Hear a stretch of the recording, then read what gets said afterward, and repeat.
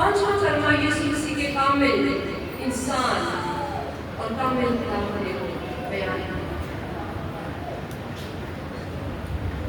यीशु मसीह पिछले 15 घंटों से मुसलसल तकलीफें बर्दाश्त कर रहे हैं और यहूदी तकवीर के मुताबिक ये 3 अप्रैल था और आज भी इत्तेफाक से मेरे ख्याल में 3 अप्रैल को जब यीशु मसीह सलीब पर लटका हुआ था, उसे 6 घंटे हो चुके थे।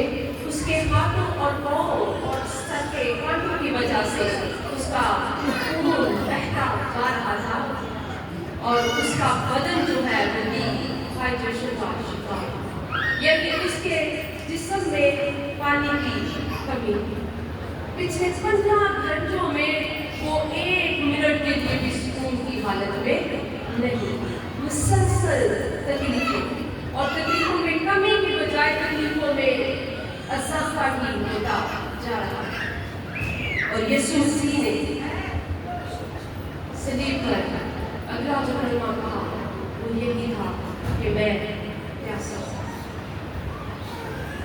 यीशु मसीह अपने कामिल इंसान होने का बयान करता और यूहन्ना रसूल ने ये कलमा जो है वो तहरीर किया। यूहन्ना ने यूहन्ना की अंजील जो है वो अपनी जिंदगी के आखिरी अयाम में तहरीर की और ये तकरीबन 90 से 100 ईस्वी में उसमें चली और उस वक्त गनास्ती एक विद्वत जो है उसने सर उठाया और वो यीशु मसीह को कामिल खुदा समझते थे, यानी कि वो यीशु मसीह के कामिल इंसान होने के इनकार किए। इसलिए मुकद्दस यूहन्ना रसूल ने उस विद्वत का खात्मा यीशु मसीह के इन अल्फाज में किया कि मैं प्यासा हूं। यानी कि यीशु मसीह जब मुसलसल तकलीफें बर्दाश्त कर रहा था तो इंसान होने के नाते 15 घंटे मुसलसल तकलीफ बर्दाश्त करने के बाद उसके बदन में पानी की कमी महसूस और उसने पुकार कर कहा कि मैं प्यासा हूं।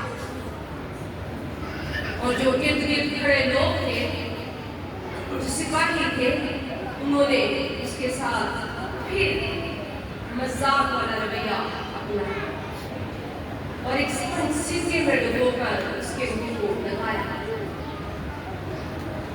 और जिस स्टिक के साथ स्पंज उसको दिया गया वो एक खाना जिसके हमारे भी मुल्क में पाया जाता है। अक्सर लोग पहले उसका छत डालते थे, बालों का छत, उस पर वो उसको दिया गया कि से उसका मजाक उड़ाया गया, उसका ठट्ठा उड़ाया गया कि ये अपने आप को बादशाह कहता है, इसलिए लाजिम है कि ये इस पर पिए।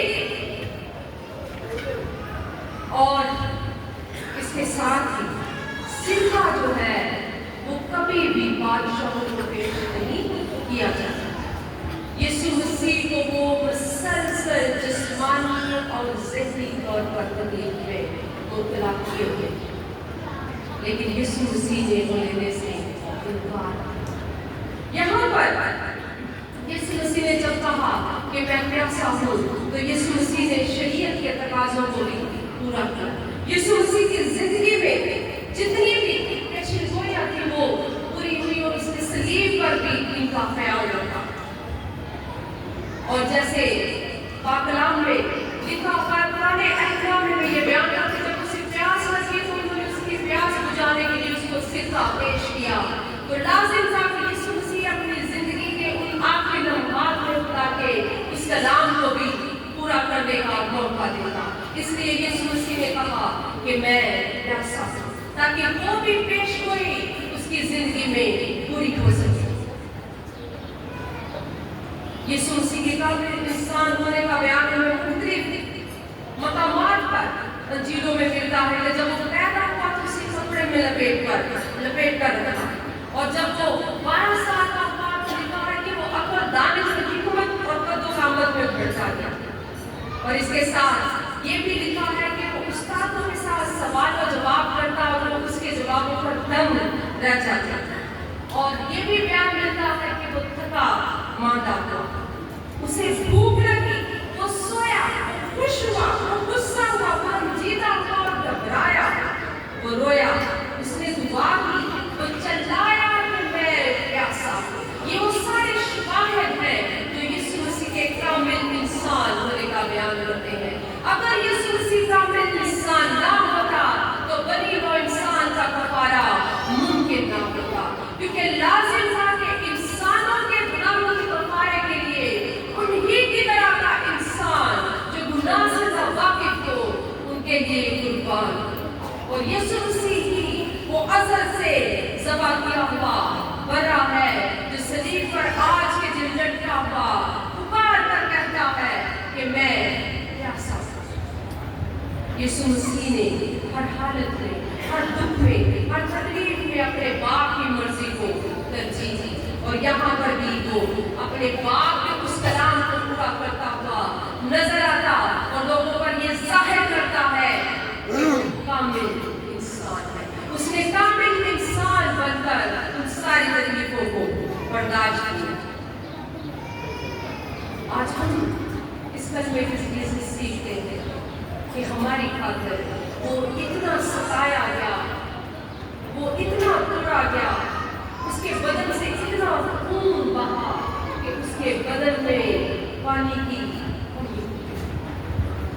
पुकार कर कहता है कि मैं प्यासा हूं। लेकिन वो उस सलीब पर अपना खून ऐसी कसरत से बहाता है जो जिंदगी के प्यासों को जिंदगी का पानी बख्श देता है।